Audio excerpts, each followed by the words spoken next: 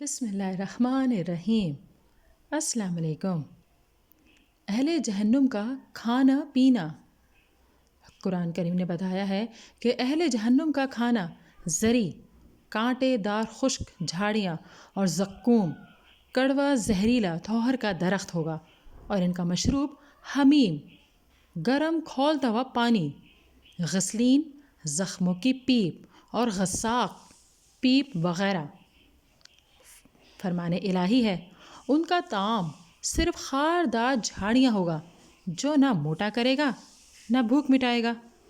इस किस्म का खाना भी एक तरह का अजाब है। ना तो इसके खाने से इन्हें लज्जत हासिल होगी और ना इनके जिस्मों को कोई फ़ायदा होगा। तौहर के बारे में इरशाद रब्बानी है, बेशक तौहर का दरख्त गुनाहगार का खाना है, पिघले तांबे के मानिद वो पेटों में तेज़ गर्म पानी के खौलने की तरह होगा। एक और जगह इरशाद रब्बानी है, क्या ये मेहमानी बेहतर है या दोज़ख में तौहर का दरख्त? बिलाशुबा हमने इसे ज़ालिमों के लिए आजमाइश बनाया है।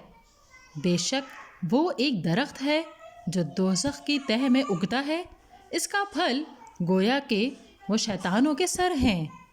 कुरान पाक में अहले जहन्नुम के 4 किस्म के मशरूबात का तस्करा है। हमीम, इंतहाई दर्जा हरारत पर उबलता हुआ पानी। गस्साक, ज़ख्मों से रसती हुई पीप, इसका ज़िक्र खुराक और मशरूब दोनों में किया गया है। सदीद, काफिरों के गोश्त और खालों से रसता हुआ आमेज़ा।